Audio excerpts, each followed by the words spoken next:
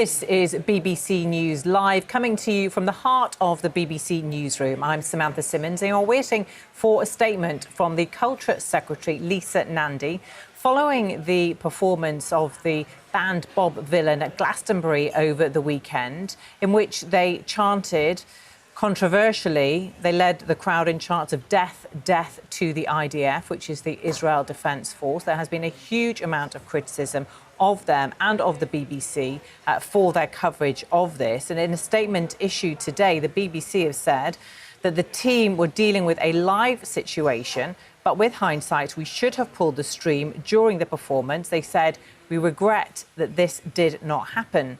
Well, it comes after the broadcast regulator Ofcom also said that the BBC clearly has questions to answer over its coverage of the incident. The organisers of Glastonbury themselves have said that the BBC have said that the performance crossed the line, and they were appalled by the comments. Well, let's give you more about what the BBC had to say about this in a statement. They said millions of people tuned into Glastonbury this weekend across the BBC's output, but one performance within our live streams included comments that were deeply offensive. They said the BBC respects freedom of expression but stands firmly against incitement to violence. They said the anti-Semitic sentiments expressed by Bob Vylan were utterly unacceptable and have no place on our airwaves. They said that we welcome Glastonbury's condemnation of the performance. Well, our arts and entertainment correspondent David Silito has more on this story. Glastonbury, and on the West Holt stage on Saturday afternoon, the punk duo Bob Vylan. The set was being streamed on the BBC iPlayer, and during the performance they led a chant, death to the IDF, the Israeli Defence Forces. Prime Minister has led the condemnation of what he calls appalling hate speech. Avon and Somerset police are looking at the footage, and the decision to not immediately pull the live stream has drawn widespread criticism. What happened at Glastonbury over the weekend from this particular band was completely out of order. I'm a bit mystified as to how the BBC continued to broadcast that live. I was disgusted by what Bob Vylan said on that stage. Inciting violence has no place in a civilised society. In fact, it's a criminal offence, and I hope the police investigate both Bob Vylan for saying it in the first place and also the BBC for broadcasting it, because broadcasting that kind of hateful material is also a criminal offence. Concerns about what might have been said on stage at Glastonbury have been raised by the presence of the group Kneecap. A decision was made to not televise their performance. And in a statement, the BBC admitted Bob Vylan's comments were deeply offensive and says, with hindsight, we should have pulled the stream during the performance. We regret this did not happen. The broadcast regulator Ofcom also says, we are very concerned about the live stream of this performance, and the BBC clearly has questions to answer. We have been speaking to the BBC over the weekend, and we are obtaining further information as a matter of urgency, including what procedures were in place to ensure compliance with its own editorial guidelines. But as the big clean-up begins, the only statement from Bob Vylan was about his continued determination to speak up. So after a long weekend of glorious sunshine and music, questions for the BBC about how it covers future Glastonburys. David Silito, BBC News. Well, let's just give you a bit more about that response from Bob Vylan, who on Sunday released a statement on Instagram saying, I said what I said. In it, he defended political activism in general without referencing Saturday's performance directly. He wrote that it's important for young people to see campaigners shouting on any and every stage that we are offered. The Prime Minister, Sir Keir Starmer, came out very quickly after these comments were made on stage, branding them hate speech, and he said there has been cross-party condemnation of both the chant and the BBC's coverage of them. Shortly after the performance, the government's Culture Secretary, Lisa Nandy, who we are waiting to hear from in the Commons, was also extremely critical and had said that she had pressed the BBC Director General, Tim Davie, for an urgent explanation. We also heard there a short clip of Chris Philp, who's the Shadow Home Secretary, saying that the police should investigate both Bob Vylan and, he said, the BBC for offences under the Public Order Act, adding that he said prosecutions, in my view, should follow. We know that the local police, who are Avon and Somerset Police, said that they actually were looking into this to decide whether any offences may have been committed, but no decision made on that as of yet. Well, we are keeping an eye on the scenes in the House of Commons, where we are waiting for the Culture Secretary, Lisa Nandy, to stand up and make that statement. Let's just go now to our correspondent, Lizo Mzimba, who's got a little bit more about what the BBC has said in response. The BBC has acknowledged that after the events of Saturday, with the comments made on stage at Glastonbury by Bob Vylan, that they should have dealt with it differently. The BBC did say in that statement that the performance was part of a live stream of the Westholt stage on BBC iPlayer. The judgment on Saturday to issue a warning on screen while streaming online was in line with our editorial guidelines. In addition, we took the decision not to make the performance available on demand. The team were dealing with a live situation, but with hindsight, we should have pulled the stream during the performance. We regret that this did not happen. So the BBC under a considerable amount of pressure. The issues, of course, the comments made on stage, but just as importantly to many people, how the BBC dealt with that situation. There are several investigations that could potentially be happening. The BBC will no doubt be looking internally to see what's happened and if lessons can be learned. Ofcom, which of course has the power to fine the BBC if it feels that it's broken its guidelines and editorial obligations, will also be looking at this in some form. And then the Shadow Home Secretary, Chris Philp, has called for a police investigation and prosecutions, not just against Bob Vylan, but against the BBC under the Public Order Act. Now, they will be looking at broadly the same kind of things. Was it foreseeable that Bob Vylan might make these kind of comments? So is it justifiable for the BBC to put that stream out live? Even if the stream was put out live justifiably, how quickly did the BBC deal with that situation once it arose, and did it deal with it appropriately by putting a caption up? As the BBC has acknowledged, they say they regret not actually pulling it rather than just putting up that caption talking about discriminatory language. So those are the issues that will be looked at across everything from a potential police investigation to a BBC internal investigation to see what should happen in the future and what lessons will be learned with streaming and Glastonbury and artists like this in the future. Lizo Mzimba there. Well, we are still waiting for Lisa Nandy to stand up and make that statement following that controversial set by Bob Vylan at Glastonbury over the weekend. She was due to stand up just a couple of minutes ago, so we're keeping a close eye on that, and of course we'll bring that to you. And just a little bit more about Ofcom, the regulator, what they've said. They said in a statement the BBC clearly has questions to answer, adding that we have been speaking to the BBC over the weekend and we are obtaining further information as a matter of urgency, including what procedures were in place to ensure compliance with its own editorial guidelines. As you were hearing there from Lizo Mzimba, questions will be asked about what due diligence was done as to what this duo may or may not have said when they took to the stage, and what procedures were in place to be able to take that live stream off air or perhaps even delay it. But lots of questions to be answered there. And just a reminder of what they said, the lead singer of the band led the crowd in chants of death, death to the IDF, which is the Israel Defence Force there. Critics say that they also did chant rather free, free Palestine, and use the expression from the river to the sea, Palestine will be free. Some use the chant as a call for Palestinian control of all land between the Jordan River and the Mediterranean Sea, including Israel. But critics, many Jewish people included, say the slogan is a call for the destruction of the state of Israel. That interpretation, though, is disputed by pro-Palestinian activists who say that most people chanting it are calling for an end to Israel's occupation of the West Bank and blockade of Gaza, and not the destruction of Israel itself. But it is certainly a controversial phrase as well. So we've heard that Ofcom are also asking questions from the BBC, and that there will certainly be investigations and inquiries.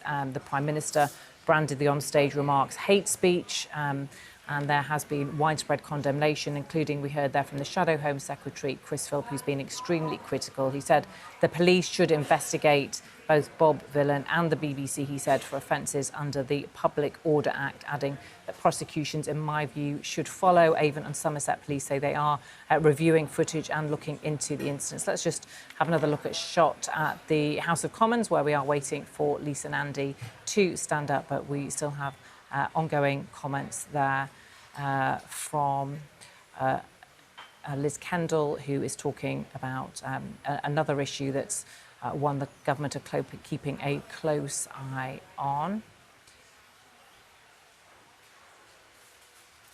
So this is an issue that has raised concerns across the political spectrum and also across the pond, actually, in the United States, because the duo Bob Vylan were due to go on tour in the US in October. But following their performance at Glastonbury, the US ambassador to the UK, Warren Stevens, has said the anti-Semitic chants led by Bob Vylan at Glastonbury were a disgrace. He said there should be no place for this hateful incitement or tolerance of anti-Semitism in the UK, while the reaction from Bob Vylan has only come in a statement on Instagram, in which they said teaching our children to speak up for the change they want and need is the only way that we make this world a better place. They said as we grow older and our fire starts to possibly dim under the suffocation of adult life and all its responsibilities, it is incredibly important that we encourage and inspire future generations to pick up the torch that was passed to us. But they did not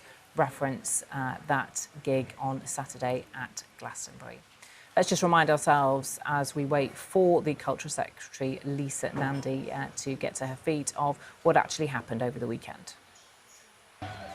Glastonbury, and on the West Holt stage on Saturday afternoon, the punk duo Bob Vylan. The set was being streamed on the BBC iPlayer, and during the performance they led a chant, "Death to the IDF," the Israeli Defence Forces.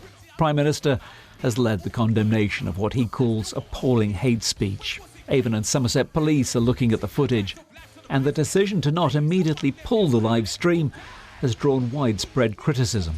What happened at Glastonbury over the weekend from this particular band was completely out of order. I'm a bit mystified as to how the BBC continued to broadcast that live. I was disgusted by what Bob Vylan said on that stage. Inciting violence has no place in a civilised society. In fact, it's a criminal offence, and I hope the police investigate both Bob Vylan for saying it in the first place and also the BBC for broadcasting it, because broadcasting that kind of hateful material is also a criminal offence. Concerns about what might have been said on stage at Glastonbury have been raised by the presence of the group Kneecap. A decision was made to not televise their performance. And in a statement, the BBC admitted Bob Vylan's comments were deeply offensive and says, "With hindsight, we should have pulled the stream during the performance. We regret this did not happen." The broadcast regulator Ofcom also says, "We are very concerned about the live stream of this performance, and the BBC clearly has questions to answer. We have been speaking to the BBC over the weekend, and we are obtaining further information as a matter of urgency, including what procedures were in place to ensure compliance with its own editorial guidelines." But as the big clean-up begins, the only statement from Bob Vylan was about his continued determination to speak up. So after a long weekend of glorious sunshine and music, questions for the BBC about how it covers future Glastonburys. David Silato, BBC News. Let me just bring you a little bit more about what the BBC has said in response to this event. They said millions of people tuned into Glastonbury this weekend across the BBC's output, but one performance within our live streams included comments that were deeply offensive. The BBC respects freedom of expression but stands firmly against incitement to violence. The statement goes on, the anti-Semitic sentiments expressed by Bob Vylan were utterly unacceptable and have no place in our airwaves. They said we welcome Glastonbury's condemnation of the performance. They said the performance was part of a live stream of the West Holt stage on BBC iPlayer. The judgment on Saturday to issue a warning on screen whilst streaming online was in line with our editorial guidelines. In addition, we took the decision not to make the performance available on demand. The team were dealing with a live situation, but with hindsight, we should have pulled the stream during the performance. We regret this did not happen. The BBC said that in light of this performance, they would be looking at their guidance around live events. They said that so we can be sure teams are clear on when it's acceptable to keep output on air. Well, Ofcom, the regulator, have said that the BBC clearly has questions to answer, adding, we have been speaking to the BBC over the weekend and we are obtaining further information as a matter of urgency, including what procedures were in place to ensure compliance within its own editorial guidelines. So we are still waiting for Lisa Nandy to stand up, but there has been another urgent issue in the House of Commons, which Les Kendall is addressing. This is over personal independent payments over disability rights, and an issue that has caused the government to U-turn over those PIP payments. And she is answering questions about that and what changes are now going to be put in place ahead of a vote. So let's just look at, tune into coverage of that as we wait for Lisa Nandy, the Culture Secretary. For new and previous claimants, I do not believe that that is an unfair system. I believe it is the way that we protect people who've come to rely on that benefit. I am proud of the changes that we have announced today. I think they are positive and get us in a good place. Listening is a sign of strength, and I am absolutely determined to continue to listen. Helen Hayes. Thank you, Madam Deputy Speaker. Can I thank my right honourable friend for her statement and for the steps that she has taken to improve this bill. In launching the TIMS review, she has accepted that the current PIP assessment criteria and descriptors are not fit for purpose.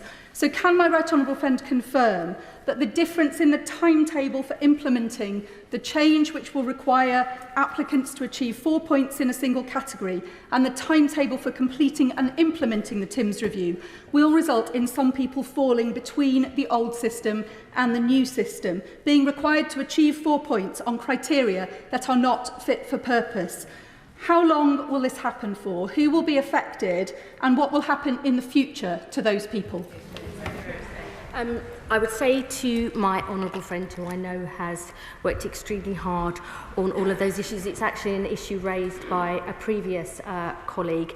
There will be two sets here: the people who are on the existing system, who will be protected, and the 4 points as we are going forward. But the TIMS review will indeed look at the descriptors and the different points that they get. Those changes will come in as soon as possible. The review will report by the autumn 2026, and we will indeed try and put those in place as quickly as possible. But we do not yet know what that review will say, how those changes will be enacted, but we are determined to make sure they come in place as soon as possible. Nick Timothy. Thank you, Madam Deputy Speaker. Isn't the problem for the government the failure of the Prime Minister to even seek a mandate for what he's trying to do? He said he'd limit spending increases to £9.5 billion a year, but increase spending by 8 times as much, and the effect on the fiscal rules is the root cause of this problem. He also won the Labour leadership by promising to, quote, abolish universal credit and end the Tories' cruel benefits sanctions regime. But then he masqueraded as a welfare reformer. Does she realise now that to win a mandate, you need to be straight with people, including their own MPs? I am very proud of our Prime Minister, who changed our party so we can change our country. And the mandate can be seen by the number of MPs on the benches behind me. Annalise Dodds. Thank you, Madam Deputy Speaker. Increasing access to employment opportunities for disabled people and improving the retention of disabled workers were urgent before. They're even more urgent now. My right honourable friend didn't mention the Mayfield review in her statement. She has just mentioned it in response to questions. Can I please push her on the review? First, can she expedite that review? Secondly, can it include disabled people more meaningfully than it has until now? And thirdly, will it indicate how the government will implement our manifesto commitment to increase access to reasonable adjustments? Thank you. The Mayfield review will be reporting before the budget. I know that Sir Charlie Mayfield indeed wants to work very closely with disabled people and the organisations that represent them. He's actually seen very inspiring examples of what good employers are doing and good things that other countries are doing, which I think will provide some really insightful lessons. And I would also say to the House that my honourable friend, the Minister for Social Security and Disability, has already said that we are looking at whether we should actually put in place a time frame within which employers need to respond to requests for reasonable adjustments, because we want to make sure those adjustments are made as quickly as possible so more disabled people can get work and stay in work. Helen Maguire. We are waiting for Lisa Nandy, the Culture Secretary, to take to her feet to make a statement following that performance by Bob Vylan at the weekend at Glastonbury, in which their band singer led the crowd in chants of death, death to the IDF. That's the Israel Defence Forces. Well, just in the past few moments, we've actually had an update from the police force, Avon and Somerset Police, who said that they were investigating this performance and the BBC's broadcast of it. They said that video footage and audio from Bob Vylan and Kneecap's performance at Glastonbury on Saturday has been reviewed. They said following the completion of that assessment process, we have decided that further inquiries are required and that a criminal investigation is now being undertaken. They said a senior detective has been appointed to lead this investigation. They said this has been recorded as a public order incident at this time, while our inquiries are at an early stage. The investigation will be evidence-led and will closely consider all appropriate legislation, including relating to hate crimes. They said we have received a large amount of contact in relation to these events from people across the world and recognise the strength of public feeling. There is absolutely no place in society for hate. They said that neighbourhood policing teams are speaking with people in their local communities and key stakeholders to make sure anyone who needs us knows that we are here for them. They said we hope the work we have carried out and are continuing to carry out reassures the public how seriously we are treating Saturday's events. They said we politely ask the public to refrain from continuing to report this matter to us because an investigation is already taking place. So confirmation there that further inquiries are now underway and a criminal investigation is now being undertaken into these comments by Bob Vylan and also by the band Kneecap. Let me tell you a little bit about what they did, because they performed on the West Holt stage in the slot directly after Bob Vylan, and they suggested fans start a riot, in quotes, at his bandmate's forthcoming court appearance related to a terrorism charge. They also, during their performance, said an expletive about the Prime Minister Keir Starmer on stage, and this is obviously after the Prime Minister Sir Keir Starmer called for the band not to play at the festival, given the charge of terrorism aimed at the band member of Kneecap. So they are also being investigated as well. We're still waiting for Lisa Nandy, the politician Liz Kendall there, still answering questions about PIP, those payments and the review of benefit payments to the disabled. So that is an ongoing debate and questions there. Let's, while we wait for Lisa Nandy, hear a bit more about the BBC's response to the criticism of it for broadcasting a live stream of Bob Vylan. And Lizo Mzimba has more on this. The BBC has acknowledged that after the events of Saturday, with the comments made on stage at Glastonbury by Bob Vylan, that they should have dealt with it differently. The BBC did say in that statement that the performance was part of a live stream of the West Holt stage on BBC iPlayer. The judgment on Saturday to issue a warning on screen while streaming online was in line with our editorial guidelines. In addition, we took the decision not to make the performance available on demand. The team were dealing with a live situation, but with hindsight, we should have pulled the stream during the performance. We regret that this did not happen. So the BBC under a considerable amount of pressure.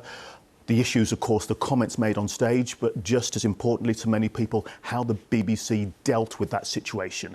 There are several investigations that could potentially be happening. The BBC will no doubt be looking internally to see what's happened and if lessons can be learned. Ofcom, which of course has the power to fine the BBC if it feels that it's broken its guidelines and editorial obligations, will also be looking at this in some form. And then the Shadow Home Secretary, Chris Philp, has called for a police investigation and prosecutions, not just against Bob Vylan, but against the BBC under the Public Order Act. Now, they will be looking at broadly the same kind of things.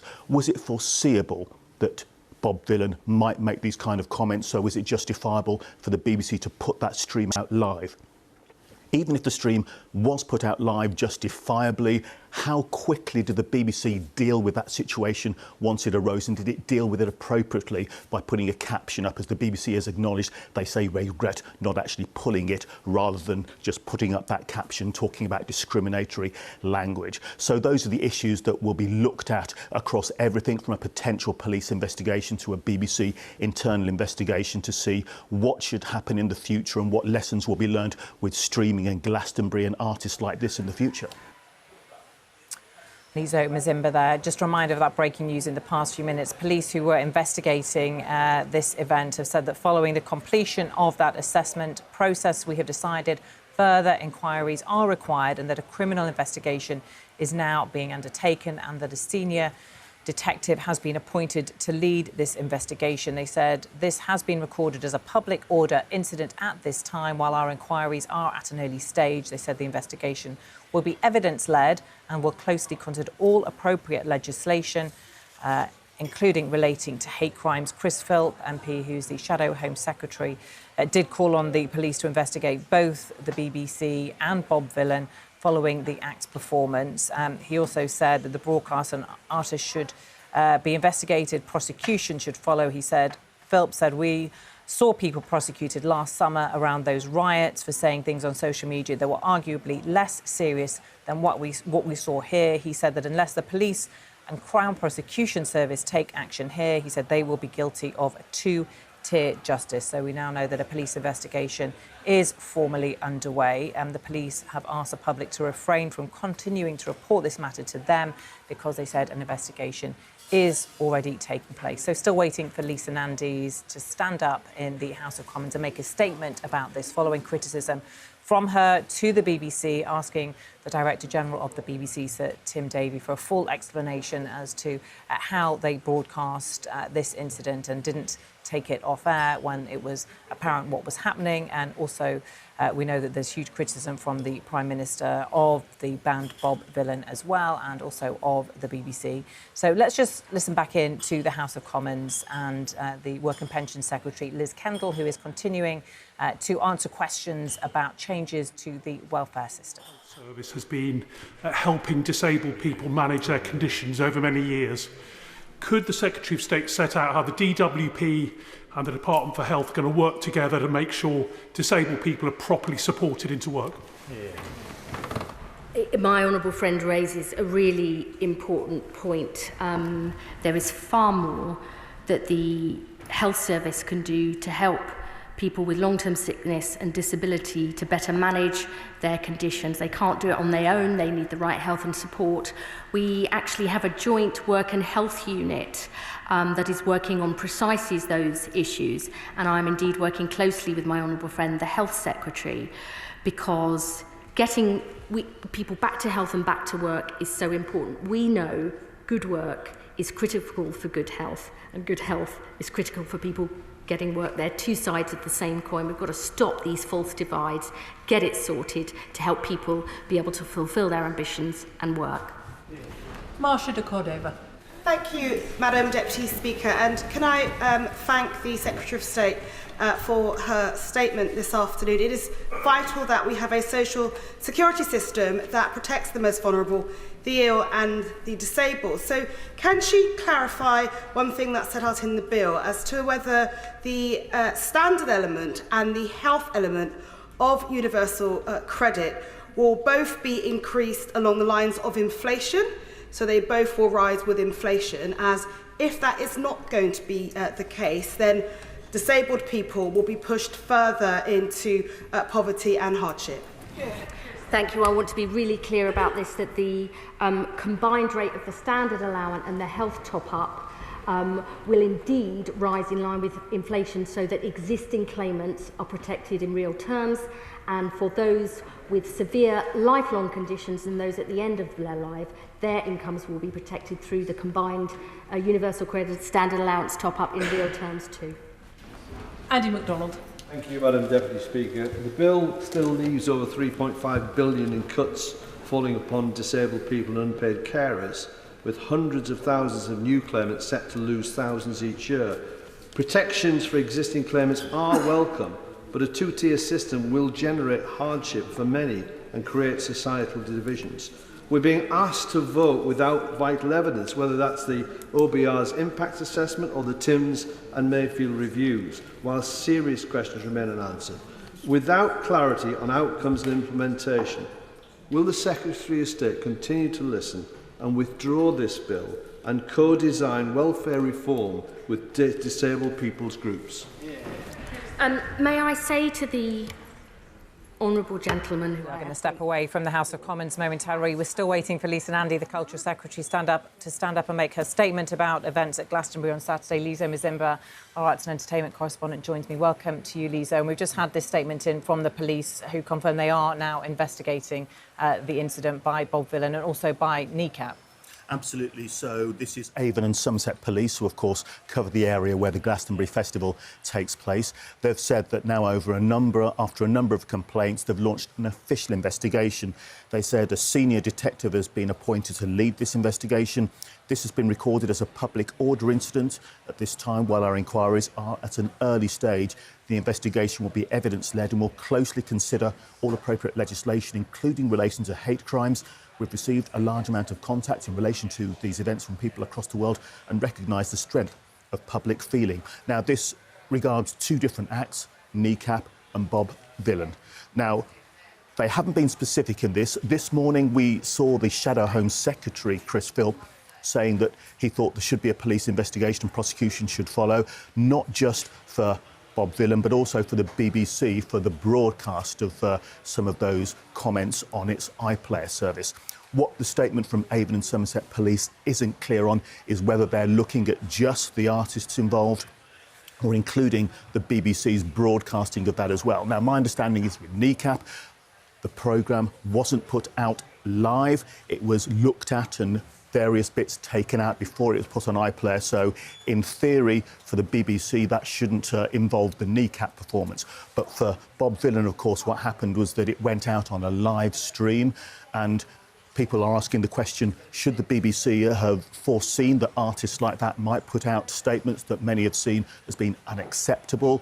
And even if it was acceptable for those things to be put out live, how quickly did the BBC react by taking those things offline if they were deemed to be in contravention of the BBC's editorial guidelines? So that's what the issues that people will be looking at here, and we're hoping to get clarification about whether Avon and Somerset Police regard the broadcast of those issues from Bob Vylan as being part of this investigation, or whether they're just looking at what people present at Glastonbury Festival would have witnessed and heard, which of course was people watching NECAP would have witnessed and heard those statements, lots of thousands of people, and the same with Bob Vylan. Yeah, and the fact that the Culture Secretary, Lisa Nandy, is standing up in the Commons imminently and making a statement about this shows the seriousness of this issue for the BBC as well.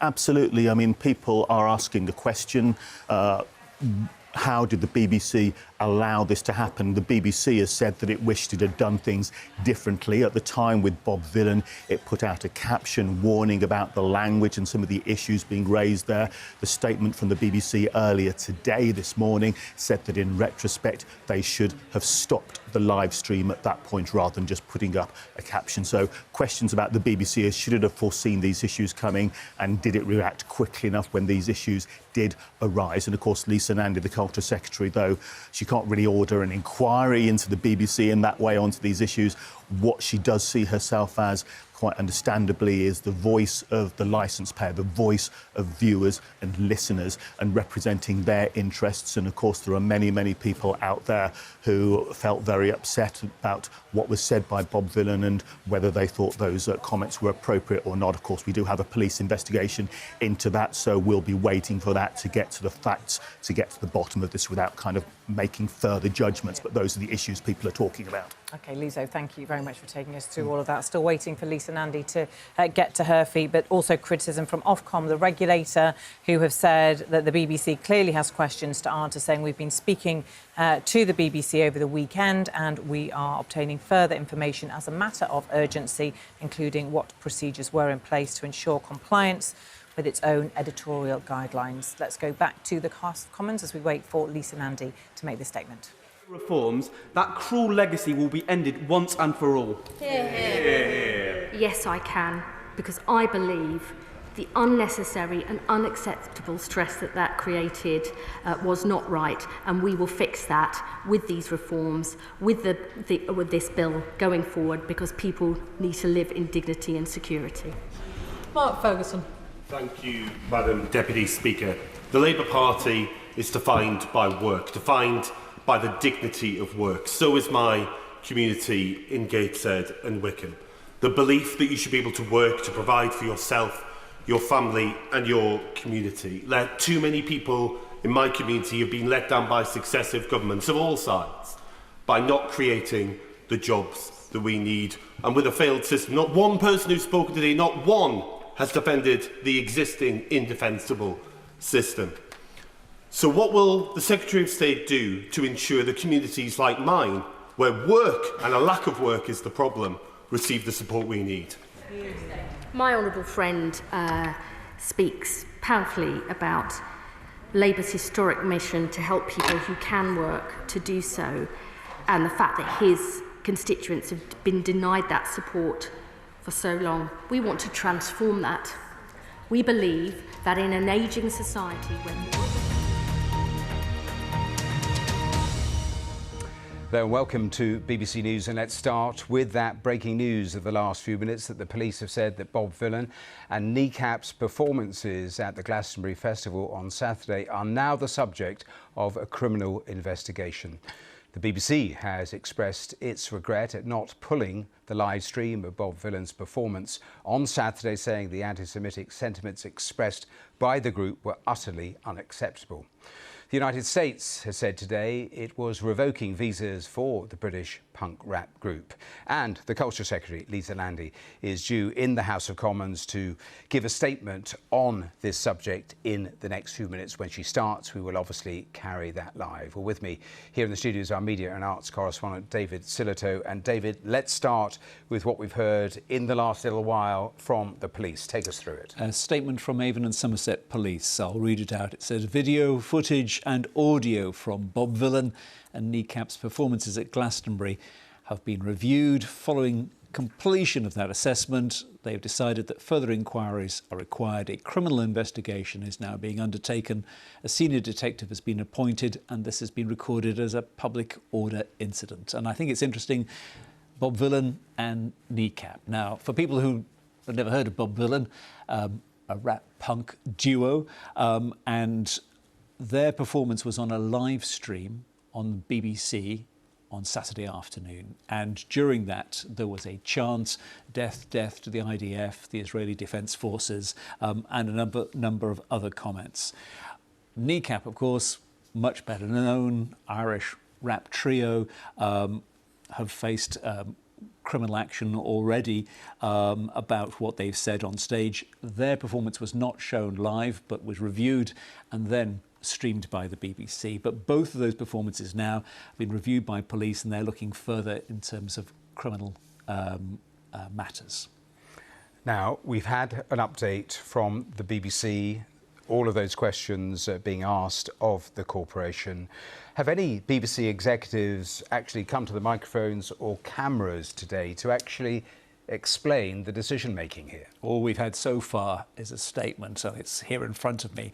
It does describe the comments from Bob Vylan as deeply offensive, utterly unacceptable, and anti-Semitic. And it says that, yes, they did put up a warning, but they say with hindsight, the team were dealing with a live situation and should have pulled the stream during the performance, and say they regret that this did not happen. So quite clearly saying a mistake was made.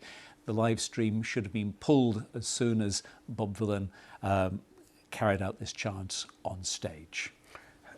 I suppose there are all those questions around that about when and if it should have been pulled, but presumably everything you were saying earlier about foreseeability, that is what a lot of people will focus upon, not just what they did and didn't do. It was one of the main things that was talked about in the run-up to this year's Glastonbury Festival. A lot of the focus was on Kneecap because of what had happened in the past, but there were a great number of acts, all of whom made various comments about the situation with Israel and Palestine. And there was a considerable concern about what might be said in the crowd, what posters there might be, so this was a live issue, certainly, and that was why there was the review of Kneecap's performance before it went out live there. Definitely questions to be raised and asked of the BBC why it did not pull more quickly, which they admit was wrong. David Sillito, thanks for taking us through all of that. I just actually want to show you the pictures from the House of Commons because, as we've been saying, the Culture Secretary, that is not the Culture Secretary, that's Liz Kendall, the Work and Pensions Secretary. But after Liz Kendall is finished, we will get a statement from the Culture Secretary, Lisa Nandy, and that is due in the next little while. We think 5 or 10 minutes. So as soon as that starts, we will carry it live here on this programme. To make this fit for the future, because the reality is we're living longer, more of us have disabilities, more of us have 2, 3 or more long-term conditions. The welfare state in its broadest sense, I mean the NHS as well as the benefit system and the world of work, have got to wake up to this, because as we live for longer, we will have to work for longer, but we've got to make that practical and decent. Clive Efford. Thank you, Madam Deputy Speaker. This is a relatively small bill, but one core part of it has now been delegated to the PIP review and will not report until November 2026. So, can my right honourable friend say just how many disabled groups have indicated they want to participate in the PIP review? Because she set out a number of red lines today, which I doubt that they would agree with. And if they were to propose that we do not have a two-tier system, what would be the government's response? What I would say to my honourable friend is that the Minister for Social Security and Disability and myself have met with many disabled organisations, and he has in fact spoken to many already about this review. We will continue to discuss with them precisely how the system of co-production will work, but I want to assure him that it is serious, that we want to make sure people's views and voices are heard, and I would encourage him as a Member of Parliament to get involved in that process too. Josh Fenton-Glynn. Thank you, Madam Deputy Speaker. As a signatory to the reasoned amendment, I welcome the listening that's gone on, because a lot of people with disabilities will sleep more soundly in their bed knowing that their benefits are protected. However, can you ask on this specific point, it is for someone who currently receives PIP, but their condition is getting worse, will they, and they ask for a reassessment for the level of their PIP, will they be assessed under the old system or under the current system or under the new one? This is BBC News Live, and we are still waiting for Lisa Nandy, the Culture Secretary, to take to her feet to answer, or give a statement rather, about those events at Glastonbury on Saturday in which the band Bob Vylan had the band singer lead the crowd in a chant of death, death to the IDF. We know that Avon and Somerset Police have just a short time ago said that they are now investigating this incident and said that they do have a senior detective on the case, so they are looking into this. We also know just a short time ago we heard that the band Bob Vylan have had their visas revoked. They were due to go later on this year in a few months' time to the United States, but the US Deputy Secretary of State has said he's revoking the US visas of the punk duo Bob Vylan. This is Christopher Landau. He posted a short time ago on X saying the State Department has revoked the US visas for the members of the Bob Vylan band in light of their hateful tirade at Glastonbury, including leading the crowd in death chants. They said foreigners who glorify violence and hatred are not welcome visitors to our country. Lisa Nandy has been extremely critical and asked questions of the BBC about their broadcasting of this set. The BBC has apologised and said that they are now reviewing what happened. They're going to look at their guidance around live events. They said so that we can be sure teams are clear on when it is acceptable to keep output on air. Let's just remind ourselves of what happened on Saturday at Glastonbury. Here's David Sillito. Bob Vylan, act seen on BBC streaming of Glastonbury over the weekend. These led the chant, death, death to the IDF, and from the river to the sea. These were comments described, well, widely condemned, condemnation led by the Prime Minister.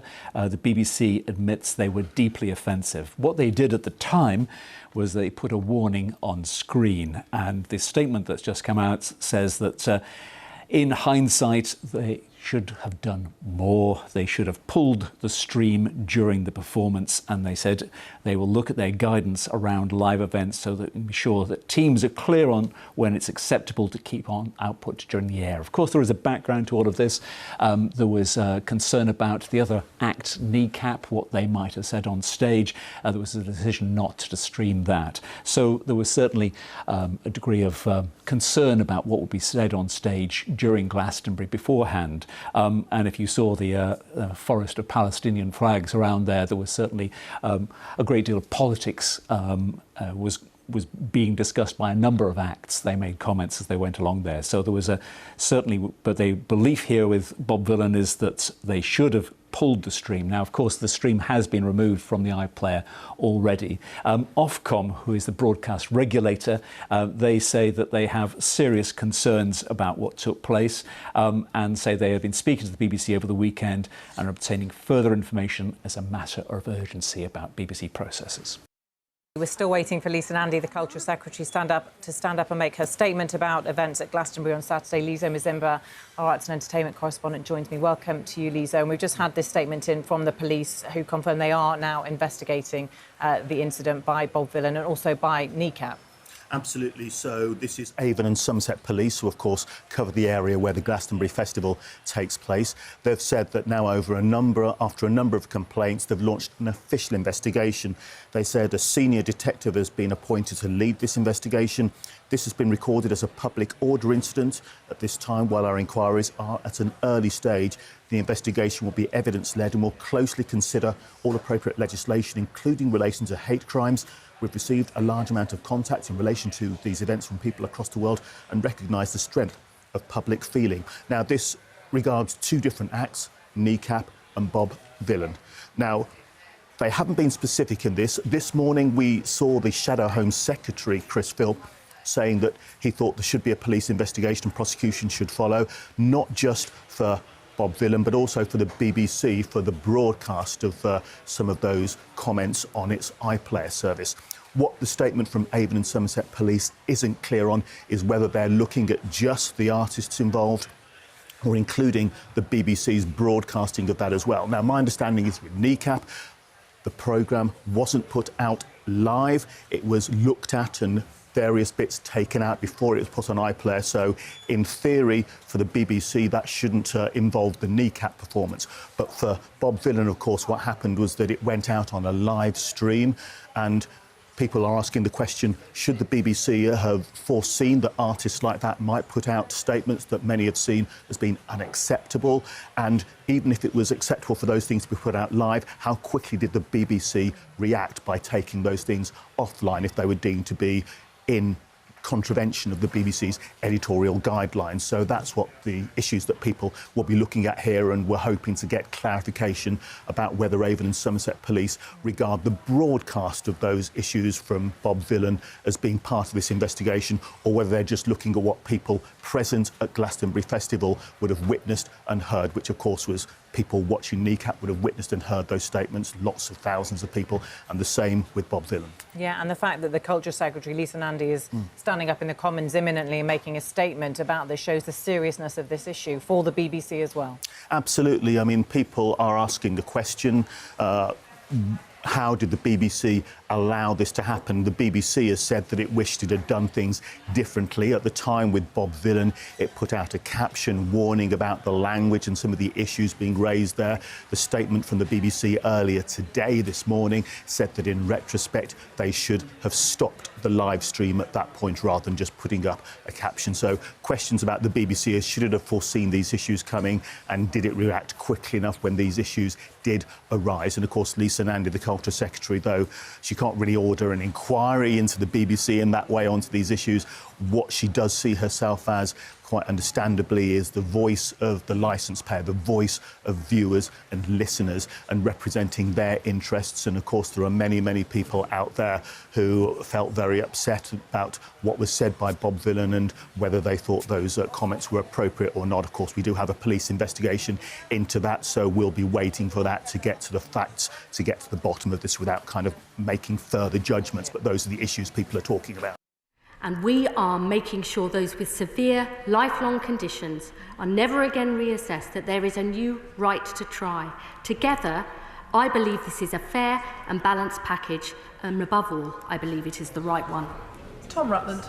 Thank you, Madam Deputy Speaker, and can I welcome my right honourable friend's statement and the government's work to ensure that help is there for those who need it now and in the future. Questions very much still ongoing, as you can see there, for Liz Kendall, the Work and Pension Secretary. This is over changes to the welfare system, which have been extremely controversial, and the government had to perform a U-turn over their plans last week because there was a huge backbench rebellion on that. There have been lots of changes, but critics still say that those changes will lead to a two-tier system. So that's why there are so many questions for Liz Kendall to answer. It was due to finish that session at 4:30, at which point we were supposed to hear then from Lisa Nandy, the Culture Secretary, but that has obviously been delayed because of the intense amount of questions for that issue for the Work and Pension Secretary, Liz Kendall. So we are waiting to hear from Lisa Nandy, who's been extremely critical of those events at Glastonbury and already had a call with the BBC Director General, Tim Davie, over the weekend, asking questions about how the BBC allowed that broadcast to go ahead, why they didn't cut it, and why, in fact, they allowed the live stream to happen in the first place, asking what due diligence took place of this band as to whether or not this event perhaps could have been foreseen in any way. The BBC has apologised and said that the BBC were dealing with a live situation, but with hindsight, they said we should have pulled the stream during the performance. They said we regret that this did not happen. Ofcom, the broadcast regulator, have also been very critical and said the BBC clearly has questions to answer over its coverage, and the government questioned why the comments were aired live. So we've heard that criticism from the government, from Lisa Nandy, and also from the Prime Minister, who was extremely critical of the event itself and the comments made by Bob Vylan. We can hear a little bit more now from David Silito, our arts and entertainment correspondent, about the events of the last few days. A statement from Avon and Somerset Police. I'll read it out. It says, video, footage and audio from Bob Vylan and Kneecap's performances at Glastonbury have been reviewed. Following completion of that assessment, they've decided that further inquiries are required. A criminal investigation is now being undertaken.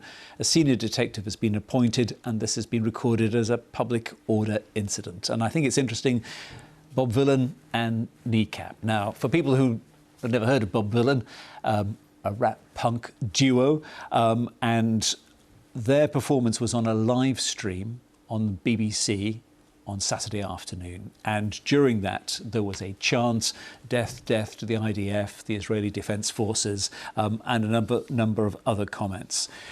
Kneecap, of course, much better known, Irish rap trio, have faced criminal action already about what they've said on stage. Their performance was not shown live, but was reviewed and then streamed by the BBC. But both of those performances now have been reviewed by police, and they're looking further in terms of criminal matters. It's brutal for people without skills. We're already setting out our plans to reform the system of apprenticeships. We want to see new foundation apprenticeships. We're bringing in new SWAP, sector-based work academies, 6-week programmes that give people guaranteed work experience and a guaranteed interview, which I think will make a real difference to young people. There's much more to do, that we need to do, but our commitment to a youth guarantee, so every young person is earning or learning, I think is the key to a better future for young people and for our country as a whole. Can I thank the Secretary of State for her statement this afternoon, and I'll allow a few moments for the front benches to swap over.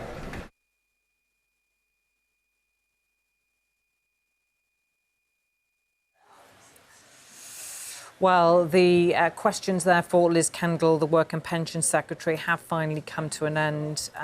Some 45 minutes, 50 minutes late. We are waiting for Lisa Nandy, the Culture Secretary, to take to her feet. And Madam Deputy Speaker, I would like to make a statement about the events at Glastonbury this weekend.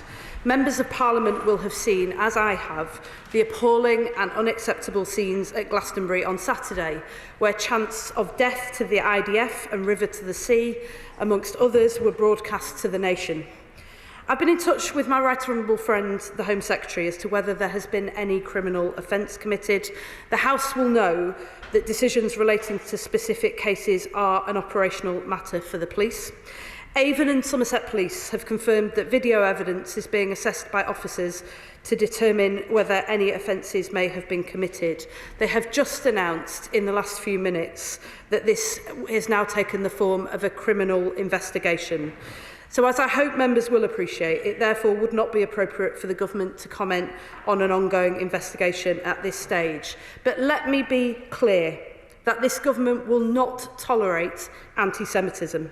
It has no place in our society. It is a poison and a cancer that must be rooted out, and we will be relentless in our work to do so.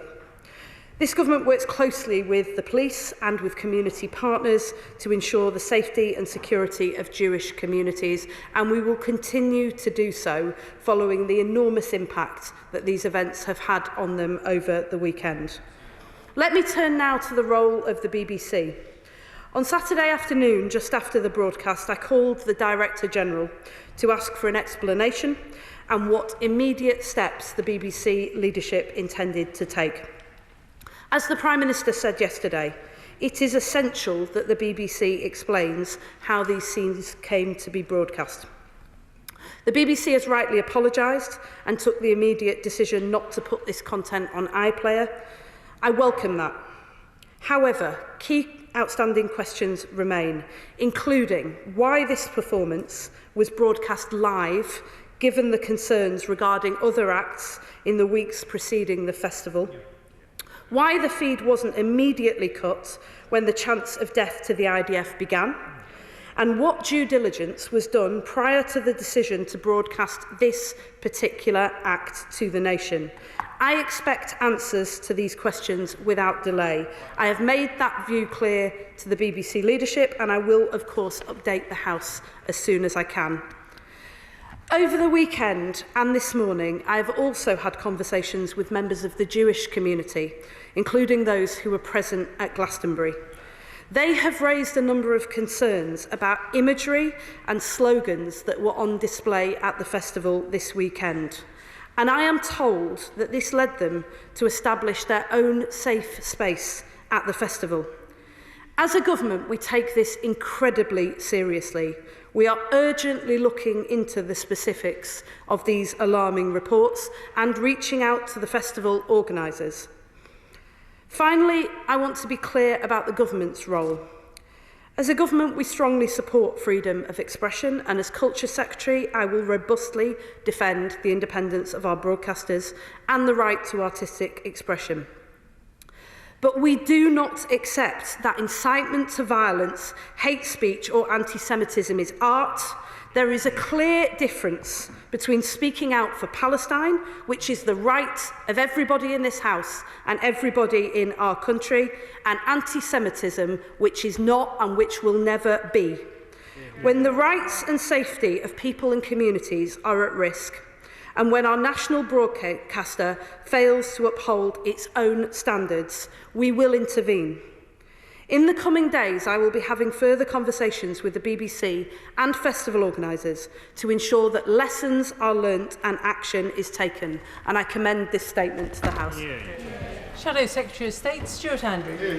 Thank you very much. I would like to thank the Secretary of State for her statement and for advance sight of it, and for her tone. Madam Deputy Speaker, I have always been a strong advocate for the BBC. It is a cornerstone of British public life with a proud history of cultural contribution. The events of this weekend, however, have made this incredibly difficult. During the coverage of the festival, the artist, as we've heard, real name Pascal Robinson Foster, led the crowd in a chant of death to the IDF, a moment which extraordinarily was transmitted by the BBC. Let me be clear, a national broadcaster funded by the licence payers must adhere to the highest standards of impartiality, responsibility and commitment to social cohesion. And I hope we can all agree that in this instance it has failed profoundly. Free speech and political activism are the sign of a healthy democracy, essential to it. But when you cross the line to incitement to violence, then there must be a consequence. However, broadcasting is not a passive act. Every second of broadcast transmitted is an active choice. Airing Robinson Foster's hateful rhetoric wasn't just a lapse in editorial judgment. It was a disgraceful affront to the Jewish community and a violation of the BBC's own public charter and to entertain without undermining the fundamental values of our society. As the Secretary of State said, let us be clear that hateful rhetoric should never be cloaked as artistic expression. But it also raises fundamental questions about the BBC's institutional culture. This is a broadcaster that has time and again given airtime to representatives and supporters of Hamas while refusing to clearly identify the group as what it is, a terrorist organisation. It has repeatedly failed to call out anti-Semitic rhetoric when it emerges under the guise of political commentary, and has faced serious allegations of minimising attacks on Jewish communities. The BBC's decision to also broadcast material from NECAP, a group whose members have openly called for members of Parliament to be killed, is as indefensible as it is shocking. We have already seen the devastating consequences of political violence in this country, with the loss and the tragic murder of Joe Cox and Sir David Amess. For the BBC to amplify voices advocating similar violence is grossly irresponsible. Even more troubling is that a leading member of the group is currently facing a terrorism charge. That fact alone should have prompted an immediate editorial intervention. Instead, the BBC gave this group a platform on a publicly funded service. I welcome the fact that the Secretary of State has spoken to the Director General, and I'm grateful to her for coming to the House to report on that exchange. However, I would like to press her further to ensure the gravity of this matter is fully recognised. Is she satisfied with the BBC's explanation that they originally decided that streaming the performance was in line with their editorial guidelines, and have now decided they will look at their guidance around live events so they can be sure teams are clear on when it is acceptable to keep output on air? Does she think the BBC's editorial guidelines were not clear enough, or does she think that the BBC misinterpreted them in the first place? And does she think that this sort of weak response will be of cold comfort to the Jewish community? I welcome the fact that she has spoken to the Home Secretary, and I wonder if she could also assess whether the BBC's actions constituted a breach of Section 22 of the Public Order Act. And does she believe the BBC's current editorial oversight mechanisms are adequate, specifically across the commercial broadcasting arms like BBC Studios? And does she think it is still right that the BBC gets to mark its own homework in the first instance before Ofcom get involved, and that an independent inquiry is what is needed? And in light of the repeated failings, will the government commit to a full review of the BBC's impartiality and governance standards as part of the Royal Charter renewal? And can she provide an update to the House on why the Charter renewal framework and Green Paper have not yet been published? Finally, can I thank her for her work so far? She will have the support of this side of the House, and I welcome her commitment to come back to the House to update us. Thank you. I'm grateful to him, and I think all of those involved in the events of this weekend will hear the very strong feelings across all sides of this House, so I'm grateful to him for that. And I share his view about the importance of the BBC. I would say that those of us who do believe in the importance of our national broadcaster are probably more angry than anybody about what has happened over the last few days. It's precisely because we understand the importance of the BBC that we know that the BBC has to do better. He's asked whether I'm satisfied with the explanation that I've had so far. I'm not. I've been very clear with the BBC leadership about that, and clear that I expect to get a full explanation immediately without delay. He asked about the possibility of an independent inquiry. I would say to all members of this House that I'm not sure that you need an inquiry to establish that it should have been foreseeable that there would be problems with broadcasts this weekend, that the decision to broadcast live without any delay should have been reviewed, and that a live feed should have been pulled immediately when the death to the IDF began. So what I want to see from the BBC, and I know he shares this, is rapid action to make sure this cannot happen again. I've promised to update the House on these developments, but I should say too that I am still expecting a response from the BBC about an earlier decision to broadcast a documentary about Gaza, which it was then discovered fell short of the BBC's own editorial standards as well. So I expect a response quickly and swiftly, and I expect action as well. And finally, can I just thank him for mentioning the Jewish community, because having spoken to friends and colleagues across the Jewish community over the weekend, I cannot describe how much this has impacted on them, particularly those members of the Jewish community who were at Glastonbury. I was extremely distressed to hear that there were organisations whose logo was emblazoned very visibly on T-shirts and banners who are about to be prescribed by the government. I was concerned to hear reports that there were images associated with Hamas and others, and Nazi imagery as well. Most people who go to Glastonbury, I think, go for exactly the reasons that I've been in the past, and I suspect he has as well, because music festivals are an incredible way to bring people together, to show support and solidarity, to bind a nation and to showcase great British talent. And it is our job collectively to ensure that those festivals become again and remain a place where everybody in our country is welcome. Gareth Snell.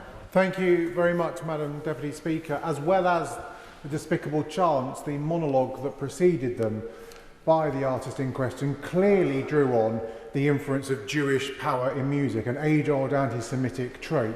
So could the Secretary of State say a bit more about what conversations she's going to have with the BBC on not just what they broadcast, but what was allowed to happen at Glastonbury? And will she also agree that those age-old anti-Semitic tropes, whether they're in Parliament, on stage or in public life, should be a red line for all of us? Yes, and he has a very long history of standing up to anti-Semitism, including when it stained and sullied our own party, and I'm grateful to him for his leadership on this. I think those questions about what happens at Glastonbury are not for the BBC. There are serious questions for the BBC about what they broadcast and the decisions that they took. But I think there are wider questions about the sort of things that we want to see in our country. And I've been very clear as the Secretary of State that it is not for the government to try to determine what can be seen and what can be heard. But I do have a view about this as an individual. I don't want to see that sort of thing. I don't want to hear it, and I take great exception to it. And I think the Prime Minister was very clear on that point as well. It causes harm to people in the real world, and I have felt that very strongly this weekend. That's why this government is determined that wherever we see that form of anti-Semitism, including the appalling comments that he referenced that were targeted towards an individual in the music industry simply because they were Jewish, we will always stand up to that, and we will not hesitate to take action. Liberal Democrat spokesperson Max Wilkinson. Thank you, Madam Deputy Speaker, and we welcome the statement made by the Secretary of State. Sadly, Madam Deputy Speaker, rather than devoting our attention today to how this House can push for a just and sustainable resolution to the horrors of the conflict in the Middle East, we are talking about something else. On this occasion, and there have been past occasions too, this is deeply inappropriate language used by a shock jock, attention-seeking musician and a public service broadcaster's apparent failure to fulfil its responsibility to uphold its own editorial standards. Bob Vylan's chants at Glastonbury this weekend were absolutely appalling. We can never accept hate-filled chants of death to anyone in our society at a music festival or anywhere else, and whatever the subject. It's right that there has been widespread condemnation, including from the organisers of Glastonbury Festival, and I associate myself and my party with those words. Of course, the UK must push much harder for a ceasefire. Of course, we must put pressure on Netanyahu's government to roll back their military campaign and build a sustainable two-state solution. And of course, Liberal Democrats believe that cultural events must be a place for debate. But there can simply be no place for hate speech, anti-Semitism and incitements to violence at Glastonbury or anywhere else. It seems that an editorial failing took place in the BBC's coverage. The decision to proceed with broadcasting this act is particularly hard to understand, given the BBC's correct decision to take a more cautious but ultimately fruitless approach to the broadcasting of kneecap. A cursory look through the social media of Bob Vylan raises the question, how exactly was this not foreseen? And of course, we know that kneecap is a group that in the past has called for death of the members of this House. The failure to effectively use delayed coverage and to remove the coverage in a timely manner is baffling. So can the Minister tell us whether, when asking the BBC about this issue, the subject of charter renewal was raised? And can she give us concrete reassurance that change will happen and we never have to put up with this kind of dreadful anti-Semitism appearing on our screens again? Thank you, and can I thank him for his comments and for the tone in which he gave them. I think it's the responsibility of all of us, always, to stand up to anti-Semitism. I think it is sadly a battle that is never won. The lesson of history is that it falls to every generation to fight it and to fight it again. And certainly from our side of the House, I can promise that this government will always do that.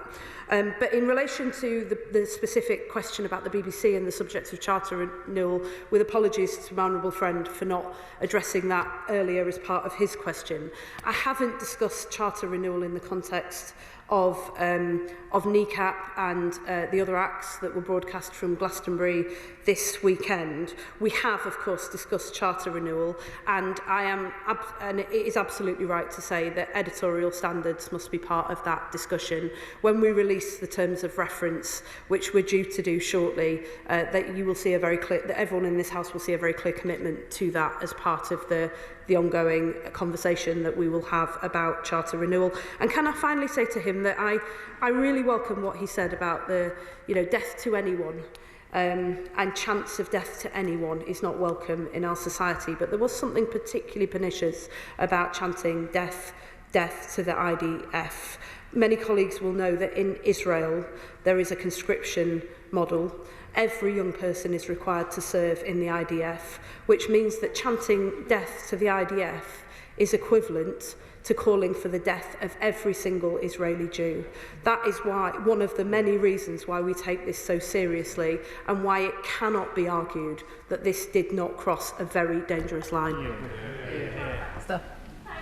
Deputy Speaker, I thank my honourable friend for her statement, and I share her concern that whilst freedom of expression must be protected, this incident raises serious concerns about the editorial standards and judgments exercised. And as a long-standing supporter of the BBC, I'm so deeply disappointed in it. So can I ask the Secretary of State what conversations she's having with the editorial team to ensure that a serious incident like this can never happen again?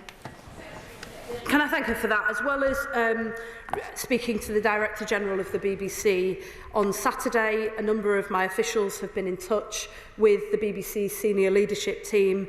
We have put to them a series of specific questions which we expect immediate answers on, and we will continue to press very hard to make sure that they are forthcoming. I will, of course, update the House at the earliest opportunity, and I expect to be speaking to the Chairman of the BBC in coming days. Chair of the Select Committee, Dame Caroline Dinage. Thank you very much, Madam Deputy Speaker. I refer you to my register of members' interests. Can I first of all thank the Secretary of State for that very strong statement, a very welcome statement on her behalf. The BBC editorial guidelines are actually on live streaming are actually quite clear. They say the level of monitoring should be appropriate for the likely content. A producer should normally be in a position to cut the feed from a live stream should it be necessary. So I wonder if the Secretary of State could say what explanation the BBC has given for why this live stream wasn't cut. Now, it can't be for lack of staff on the ground. They took a reported 400 people to Glastonbury at the weekend. What were they all doing? Absolutely. But for such a vast operation with simultaneous live shows all going out across various different parts of the site, I wonder if she's had the opportunity to ask the BBC, who has the final say on what bands are deemed suitable for live broadcast and why on earth they chose this one? And who makes the final decision when it becomes necessary to cut a live stream? She asks typically a series of very important and relevant questions, some of which I have put to the BBC directly, but I will make sure that I ask all of those questions of them with a response expected as soon as possible. I think she's right to raise the question of what the number of staff who were present at the Glastonbury Festival or working on the broadcast were doing.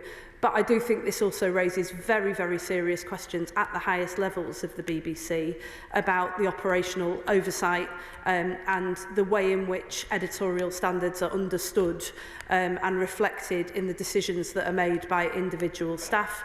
This is a conversation that I've already had with the BBC board in relation to a previous documentary into Gaza, but it is a conversation that I will expect to be having with the board in the coming weeks as well.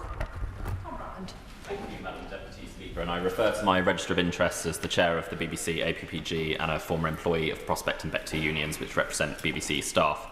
I welcome my right honourable friend's statement and indeed the BBC's own statement today, which makes clear that the performers' anti-Semitic sentiments were utterly unacceptable and have no place on our airwaves, and that the BBC will examine its guidance on live events to ensure teams are clear on when it is acceptable to keep output on air. Does the Secretary of State agree with me that it is possible to express concern about the appalling suffering in Gaza without using language that risks fueling hatred and division or inciting violence? I think he makes an incredibly important point. As somebody who's been associated with the Palestinian cause for nearly 2 decades now and has consistently spoken out about the treatment by the Israeli government, not just of people in Gaza, but in the West Bank as well, it is entirely possible to stand up for the Palestinians and never ever stray into anti-Semitism. And there are many members of this House who've managed to do precisely that over many, many years. Nobody is objecting to the comments that were made that said free Palestine. What everybody is objecting to is the comments that were made that were clearly anti-Semitic, incited hatred, and caused real-world harm to people living in our country in the Jewish community. So I couldn't agree more with him and support him on that. And for those who say this is a freedom of speech issue, this is nothing of the kind. This is about standing up against hatred, discrimination, racism in all its forms, but particularly anti-Semitism, where we have seen an enormous rise in our country in recent years, and where every single one of us needs to be vigilant to make sure that it is never allowed to spread. Jim Allister. Deputy Speaker, what we saw was an appalling pro-terrorist broadcast on our national broadcaster. Because when you chant, kill the IDF, you're endorsing those who kill them. And those who kill them are Hamas. So it was an endorsement of the terrorism of Hamas. And yet the BBC deliberately chose not to cut the broadcast. Perhaps therefore it's time for government to consider cutting the licence fee. Well, this government's view of Hamas is clear. They are a terrorist organisation. They are banned in the UK, and there is a good reason for that, and we will continue to be outspoken about that and to be robust in relation to them. That is one of the reasons why I was very concerned to hear that there may have been imagery, symbols and graffiti in support of Hamas at the festival this weekend, and one of the reasons why we will not hesitate to make sure that we deal with that and get to the bottom of that in order to stand with our Jewish communities and with everybody in this country who stands against Hamas and is at risk from them. In terms of the BBC licence fee, he will know that this government supports the BBC. We believe it is an important institution. That is why we are so disappointed that this has happened, why we have been so exasperated with the lack of account from the leadership, not just about this, but about a previous Gaza documentary and a number of other issues as well. The BBC is one of the most important institutions in our country, and that is the reason why it is held to the highest of standards standards, why it's essential that we hold it to the highest of standards as we seek to start the charter renewal process, which should safeguard the future of the BBC, not just for the next 10 years, but to put it on a solid footing for decades to come. These are questions that we are determined as a government, collectively with the BBC and all members of this House, to grip. Dr. Peter Prinsley. Thank you, Madam Deputy Speaker, and I thank the Secretary of State for her excellent statement. The murder of hundreds of Jews at the Nova Music Festival in October 2023 sparked this war. The irony of broadcast anti-Semitism at Glastonbury here in the UK is not lost on any of us. So how are Jews, such as myself, in this country to be reassured about the editorial processes at the BBC, and who on earth will be held accountable for this error? He makes an extremely important point about accountability, and that is something that is not lost on me as the Secretary of State, and something that I've impressed upon the BBC leadership as well. When you have one editorial failure, it's something that must be gripped. When you have several, it becomes a problem of leadership, and so I very much take his point about that. On the point that he raises, though, about the parallels between, not the parallels, sorry, but the strength of feeling that people have about this, given that it was happening, this was a music festival, and it was at a music festival on the 7th of October where so many young people lost their lives, others kidnapped to never return to their families, and some still being held hostage. At that moment, this would have been the perfect place to express support, love and solidarity with those who are still suffering. And I know that there were those at the festival who were doing precisely that, but they were hindered in that by some of the appalling scenes that we've seen, and that's why we are determined to grip this and to make sure that music festivals are a safe and inclusive space for everybody. As a government, we're also reaching out to other music festivals and to Glastonbury to see what more we can do to express solidarity with those who are still suffering as a consequence of the appalling events that happened on the 7th of October, and to see what we as a government can do to support those efforts. On Glenn. Thank you, Madam Deputy Speaker. Can I thank Secretary of State for what she said? I agree with virtually everything she has said. When I heard these reports, I thought of the Mayor of Wilton, Councillor Alexandra Boyd, who is Jewish. And I thought about what it would have felt like for her to have watched this with her family. Can I say to the Secretary of State, I think we all in this place understand the fine editorial judgments that the BBC and their staff have to make. But this is of a completely different order. And when people are losing faith in the great institutions of this country, could I urge the Secretary of State in her follow-up conversations that she actually, the BBC actually identify accountability to individuals? My honourable friend has set out very clearly the guidance that exists. Somebody didn't follow that guidance, and I think the country expects people to be held individually to account for why they failed to do their job properly. I think people do expect people to be held to account for the way that they do their jobs, be that on the front line or at senior levels. It's a point that I've made to the BBC. They will have heard what he said and what my honourable friend said as well about accountability, and it's a point that I will continue to press. Dr. Caroline Johnson. Thank you, Madam Deputy Speaker. The Secretary of State has spoken about the responsibility at the BBC and of those who said these dreadful words. But could I ask her, what responsibility do those people who are organising the festival have, both legally and morally, to be held responsible and accountable, and to ensure it doesn't happen again? Yes. Can I thank her for that? And I deliberately included some words about the festival itself in my statement, because I agree with her that we all have a responsibility to uphold the highest standards and to ensure that people are safe and welcome and included at our shared national events. The reports that I've had over the weekend and this morning are incredibly alarming. They suggest that that was not the case this weekend, and so we are reaching out to festival organisers and investigating those reports to make sure that that can't happen again. Richard Tice. Thank you, Madam Deputy Speaker. So another week, another month, and once again the BBC has got it horribly wrong with their Glastonbury broadcast with regard to Hamas and with regard to anti-Semitism. And once again another grovelling apology. How long, Secretary of State, must this go on before, regrettably, many in the Jewish community and millions of the British people conclude that the BBC is institutionally anti-Semitic? Well, I was going to thank him for that suggestion, but I think his views about the BBC are very clear.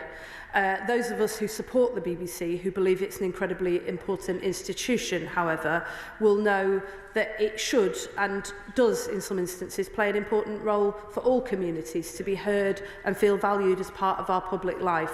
That is the standard that we expect the BBC to be held to. That is the standard that this government will hold them to. And we will not hesitate to take the action that we need to make sure that it does rise to meet those standards. Yeah.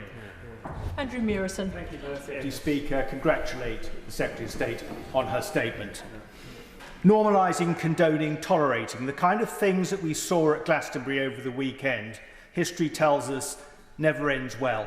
It ends extremely badly indeed. As a neighbouring MP, I have written twice to Worthy Farm with my concerns about kneecap, following reports of one of its members advocating the killing of MPs. No reply, none expected. Instead, it schedules Bob Vylan, who we heard also advocates killing people, this time Jews. Does the Minister agree that it is no good Glastonbury's very wealthy organisers banging on about their festival being a safe space for everyone, whilst it continues to facilitate operations like this? Well, I share his concerns about how this was able to happen, and I am sorry to hear that he has had no response at all to very serious concerns raised in a capacity as a democratically elected Member of Parliament for people in the area who deserve answers. That's something I'm certainly happy to follow up on his behalf and with him after this statement. I share his view that festivals, music festivals in particular, must be safe and inclusive and welcoming spaces. And I fear that we fell way short on this occasion. I visited Glastonbury myself before. I know that it provides an incredible showcase for a lot of British artists, not just those at the top of their game, but up-and-coming British artists as well. But as the organisers rightly acknowledged, a line was crossed this weekend, and that must not be allowed to happen again. Gregory Campbell. Madam Deputy Speaker, I thank the Secretary of State for her statement and the sentiments contained therein. But would you agree with me that in the run-up to the festival, it was very clear to many of us, given the track record of some of the participants, that this was going to happen or something like it was going to happen. The government were aware something was going to happen. The BBC were aware something was going to happen. And still it happened. Where does the sanction lie? And who is going to implement the sanction? And when are we going to know what it is? Well, can I thank him for that? I mean, I agree very much with the sentiment that much of this was foreseeable. None of us could know precisely who was going to say what, but I think even a cursory glance at Google could tell you that this particular artist has a history of provoking very extreme statements and behaviour, particularly in relation to the events in the Middle East. I don't think it would have been too difficult to foresee that. And I think there are therefore serious questions to answer about the issues around live streaming, about due diligence and other factors as well. Those are questions I expect a response from the BBC on and the action that they will take in order to ensure that this does not happen again. If those answers aren't forthcoming, I do have various levers in order to hold the BBC to account, and I want to be clear with him and with the House that I will not hesitate to use them if I need to do so. Jack Rankin. Thank you, Madam Deputy Speaker.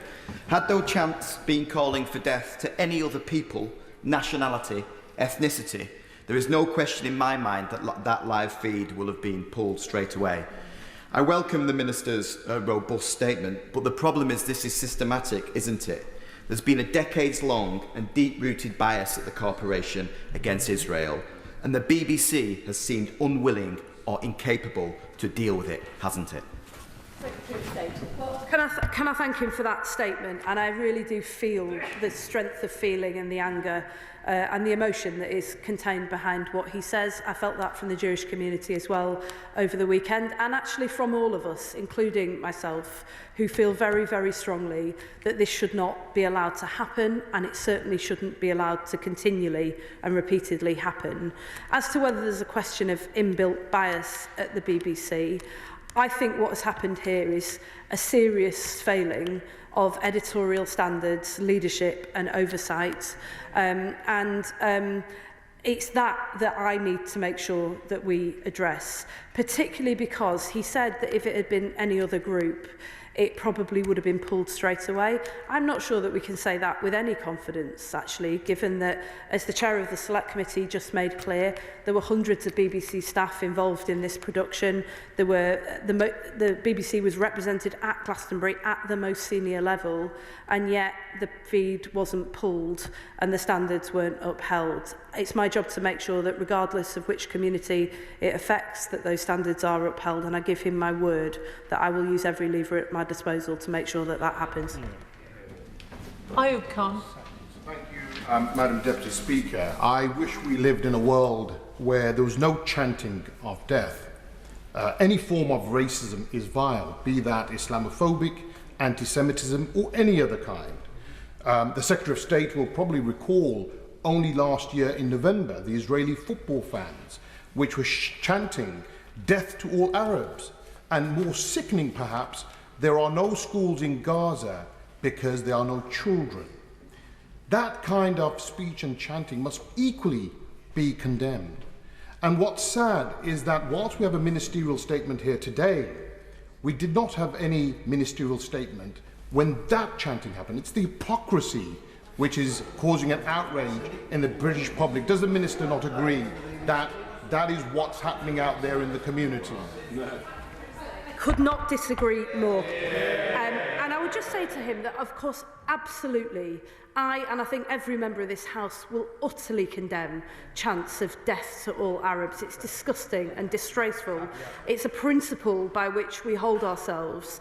And there is no hesitation from anybody in this House. The reason I've brought a statement to the House today is because our national broadcaster, which is funded by the licence fee, which is paid by the public in this country, has broadcast something that is deeply, deeply offensive to a community in this country, that has made many, many people feel, and may actually have made them, unsafe. That is the most serious thing that you can imagine. It is rightly a question for government, and that's why I didn't hesitate to bring it to the House today. If this had been a broadcast that had led with the chant that he describes, broadcast by the BBC, you would be having the same statement at this dispatch box, and you would be getting the same response from other members of the House. And can I just say to him that it does, as somebody who has stood up for the Palestinian cause for the last nearly best part of 2 decades in this House, especially when it was hard, and especially when it was unpopular, and especially when it cost me friends and colleagues, and has stood alongside many members of this House in order to highlight the plight of the Palestinian people. Can I just say to him that as a long-standing supporter of justice for the Palestinians, he does nothing for the Palestinian cause by aligning himself with anti-Semites. John Cooper. Thank you, Madam Deputy Speaker. A blind man on a horse could see there was going to be difficulties broadcasting a band called Kneecap, named after a terrorist punishment. People who'd called for the death of people in this House, and we should take a moment here now to reflect on the fact that Eddie Neve and Ian Gow were both killed by Republican murderers. Yep. Is it not the case, however, that there is a pattern emerging here with the BBC, given the events of the weekend and given previous incidents, that will she at least test the idea that the BBC has a fundamental problem with Israel? Secretary of State. Let me first of all recognise that the BBC has been criticised by all sides in this conflict for bias, which shows the very difficult editorial line that they have to walk. But let me also be clear that when it comes to what happened this weekend, as the BBC itself has rightly acknowledged, the coverage, the standards, the enforcement of those standards fell well short of what was expected. And let me acknowledge that that's not the first time in recent months that that's happened. Let me assure him that the government takes this incredibly seriously. We are having discussions with the BBC at the most senior levels in order to make sure that this is gripped. And as I said previously to other colleagues in the House, I do have levers at my disposal and I will not hesitate to use them should I need to. Sammy Wilson. Thank you, Madam Deputy Speaker. I think that anyone who witnessed the disgusting images of young, middle-class, educated morons chanting death to IDF soldiers at the weekend can only be alarmed that we've stooped to this level in our society. But even worse, the state broadcaster should then broadcast those images across the nation. And I welcome what the Minister has said today and the way in which she has said it. But if we look at what she has spoken about, she has called the Director, she has asked for immediate explanations, and she's expecting answers. But given that the BBC has already ignored calls from this House to explain its bias, does she really expect that she's going to get any satisfactory answers from an institution which is anti-Semitic, I believe, at its very core? And does she have any confidence in any police investigation, given that the police have already decided not to prosecute the member of NECAP who called for the killing of Tory MPs? Well, the police have just announced in the last few minutes before we came into the chamber for this statement that there is now an ongoing criminal investigation. I think it's important that we allow the police to do their work. Of course, wouldn't hesitate to call the Director General of the BBC and ask for an explanation. I do expect that explanation to be forthcoming. I expect it to be satisfactory, by which I do not mean that I expect excuses about what has or has not been done in this instance. What I expect is a full and honest explanation of what has clearly gone wrong on this occasion, and a full explanation of what will be done, not through another review, not with months and months of delay, not by spending public money on trying to get to the bottom of what has gone wrong, but what will be done immediately to make sure that this cannot happen again. Point of order, Ayub Khan. Thank you, Madam Deputy Speaker. The Secretary of State, in answering my question, said towards the end that I did no favours to the Palestinian cause by aligning myself to anti-Semites. Now, at no stage have I said in my question or statement that I was aligning myself to anyone at that Glastonbury event. So will the Secretary of State clarify what she meant? And if she didn't mean that, then I apologise, but I'd like some clarity on that. Can I thank the honourable gentleman for his point of order, which in fact was not a point of order, and I do not intend to allow the debate to continue via points of order. I'll allow a few moments for the front benches to swap over. I want to just analyse what we've been watching over the last half an hour, because it has been absolutely brutal in terms of the criticisms of the BBC over what happened at Glastonbury. Lisa Nandy, the Culture Secretary, starting by saying it was limited what she could say about the acts and the bans, because of course we now have a criminal investigation that's been announced by the police. But there was no such restriction around the BBC. She referenced the fact that she'd called the Director General.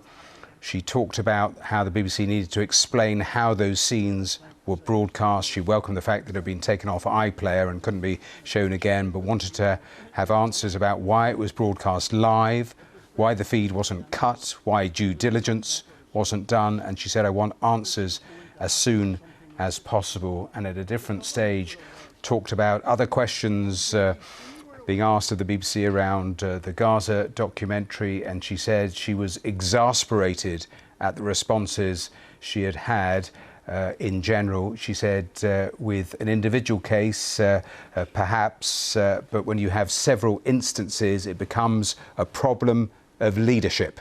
So those some of what we heard from the Secretary of State, the Conservatives going further saying it was a profound failure from the BBC, grossly irresponsible to broadcast what was broadcast. Lizo Mazimba is here with me, was watching, and as I say, it was a brutal half an hour, ostensibly aimed at the BBC, and as Lisa Nandy was saying, it raises serious questions in terms of the highest levels of the BBC.